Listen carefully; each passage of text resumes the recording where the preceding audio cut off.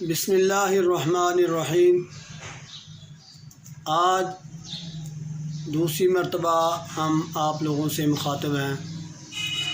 یہ دوسری میری ویڈیو ہوگی جو آپ کے سامنے پیش کی جا رہی ہے۔ اس سے قبل جو ہم نے آپ سے گزارشات کی تھیں وہ پرہیز کے حوالے سے تھی۔ اسی بات کو آج ہم تھوڑا آگے بڑھانے کی کوشش کرتے ہیں۔ صحت مند انسان کو متوازن غذا کھانی چاہیے، یعنی ایسی غذا کھانی چاہیے جن میں تمام غذائی اجزاء موجود ہوں۔ اور جب انسان بیمار ہو جاتا ہے پھر اس کو وہ غذا استعمال کرنی چاہیے جو اس بیماری کے مطابق اس کو سوٹیبل ہو۔ تندرستی کے دوران اور بیماری کے دوران غذا کے تجویز کرنے کا مرحلہ جو ہے وہ انتہائی ضروری ہے۔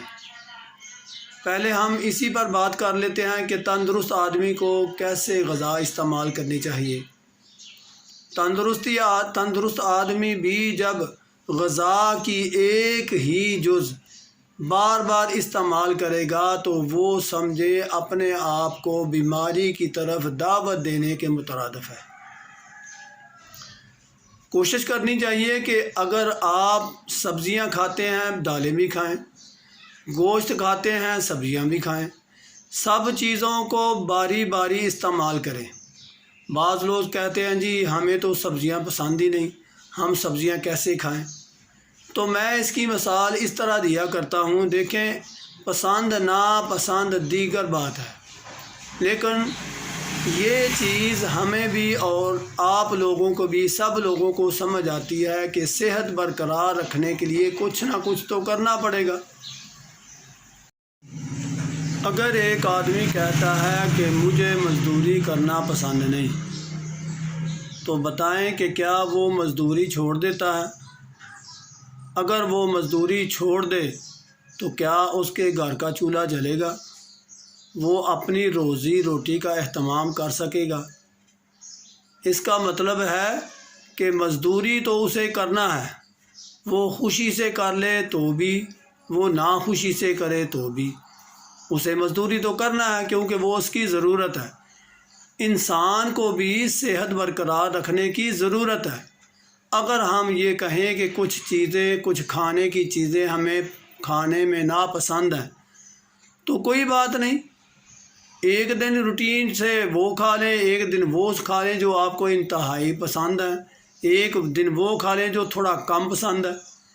روٹین کے ساتھ اگر آپ چلتے جائیں گے تو ہم اس مزدور کی طرح جو اپنے گھر والوں کا پیٹ پال رہا ہے، اپنے گھر والوں کی روٹی روزی کا اہتمام کر رہا ہے، ہم بھی اپنی صحت کو برقرار رکھنے کے لیے اسی طرح کی محنت کر لیں۔ ہم چاہتے تو ہیں کہ ہم صحت مند رہیں، تو اس کے لیے یہی ضروری ہے کہ ہم متوازن غذا استعمال کریں۔ اب آگے کہ اگر ہم متوازن غذا استعمال نہیں کر رہے، غیر متوازن غذا استعمال کرنے کی وجہ سے ہمیں کوئی بیماری لاحق ہو گئی ہے، اب آپ کسی معالج کے ساتھ مشورہ کریں، اس سے ملیں اور آپ کو وہ دوائی بھی دے گا اور وہ یہ بھی تجویز کرے گا کہ آپ کی غذا کیا ہونی چاہیے۔ اگر وہ آپ کی غذا تجویز کر دیتا ہے کہ یہ غذا آپ کو کھانے سے آپ کی صحت دوبارہ بحال ہو سکتی ہے تو آپ اس پر عمل کرنا شروع کر دیں۔ اگر اس پر عمل کرنا آپ دوبارہ شروع کر دیں، دوبارہ صحت بحال ہو جائے، پھر اسی روٹین کے ساتھ متوازن غذا کو استعمال کریں۔ متوازن غذا استعمال کرتے ہوئے آپ کی دوبارہ صحت بگڑے گی نہیں۔ پھر آپ کو یہ بھی سبق حاصل ہو گیا کہ ہم نے متوازن غذا استعمال کرنی ہے تو صحت برقرار رہے گی، کسی حکیم طبیب یا معالج کے پاس نہیں جانا پڑے گا۔ اگر ہم غیر متوازن غذا استعمال کر لیں تو پھر ہمیں دوبارہ وہی غذا پھر استعمال کرنا پڑے گی جو ہم ناپسندیدگی کی وجہ سے چھوڑ بیٹھے ہیں۔ وہ تو کچھ دنوں کے لیے ہم نے چھوڑی تھی، اور یہاں پر اب مسلسل وہی چیز کھانا پڑے گی۔ بعض لوگ اعتراض کرتے ہیں جی جو ہم غذا کھاتے ہیں وہ تو جا کر پورے جسم میں گلوکوز ہی بنتی ہے، جو بھی ہم غذا کھائیں وہ گلوکوز ہی بنتی ہے۔ تو ہم ان سے گزارش کرتے ہیں کہ آپ بھی گلوکوز کا فارمولہ جانتے ہیں، عام لوگ بھی جانتے ہیں، میں بھی جانتا ہوں۔ گلوکوز کا فارمولہ یہ ہے کہ اس میں 3 چیزیں ہیں، آکسیجن ہے، ہائیڈروجن ہے اور کاربن ہے، C6H2O6 یہی فارمولہ ہے۔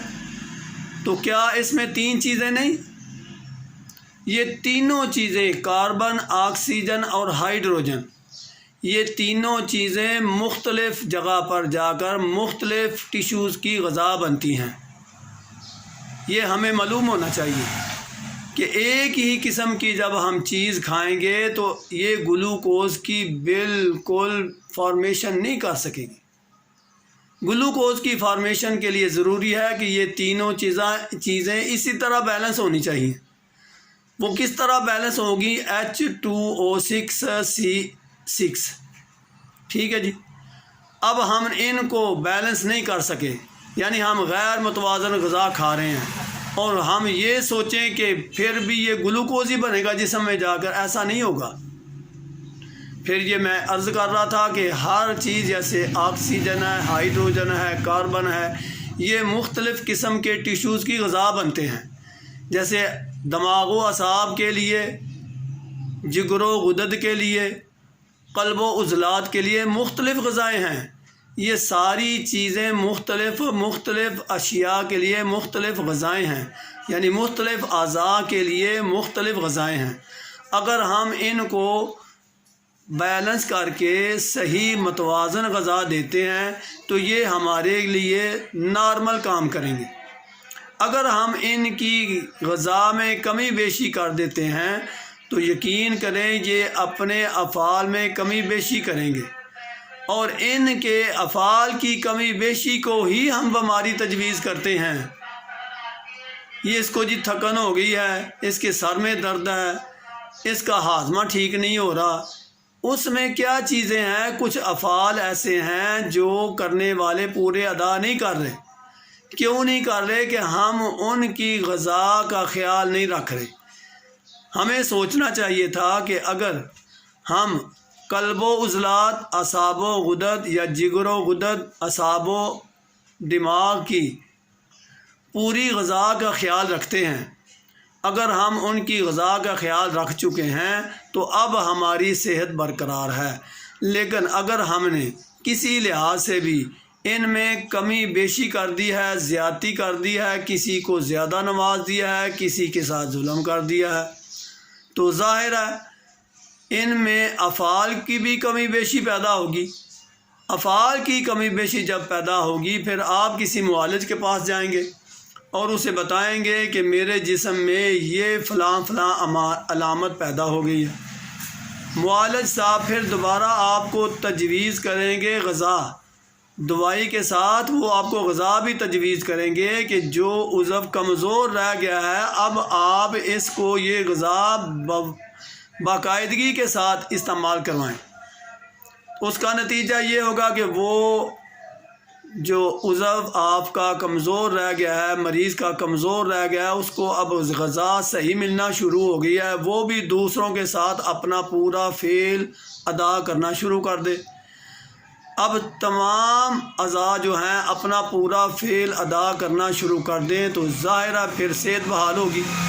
صحت بحال ہونے کے بعد اب پھر وہی ڈگر، یعنی آپ نے دوبارہ بیلنس جو غذا ہے اس کو استعمال کرنا ہے۔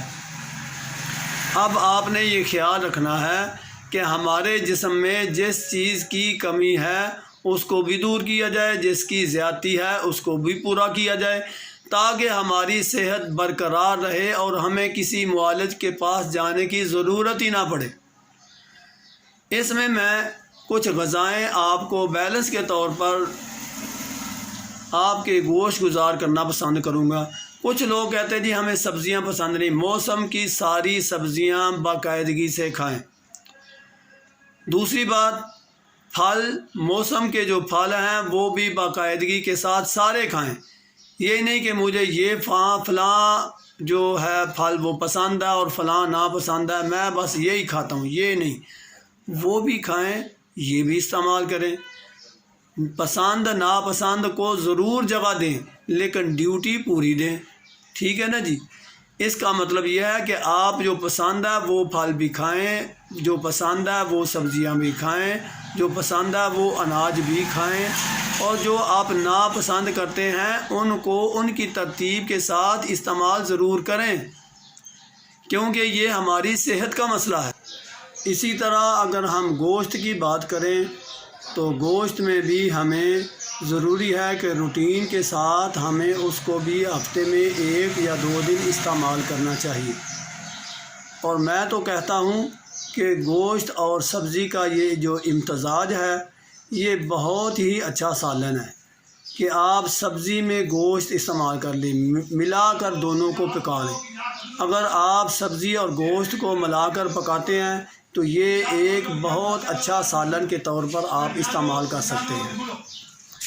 اور اگر آپ یہ پسند کریں کہ ہمیں علیحدہ گوشت ہی کھانا ہے تو پھر بھی آپ ہفتے میں 1 دن یا 2 دن استعمال کریں.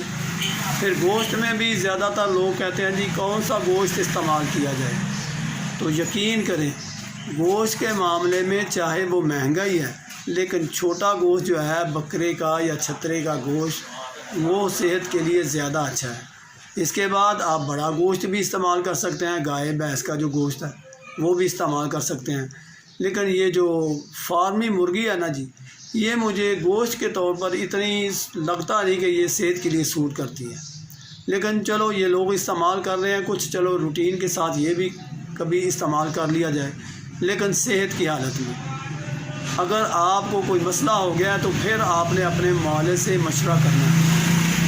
میں آپ کے لیے اور اپنے لیے بھی دعا گو ہوں کہ اللہ ہمیں صحت برقرار رکھنے کی توفیق عطا فرمائے اور ہمیں صحت کے اصولوں کو سمجھ کر ان پر عمل کی توفیق عطا فرمائے.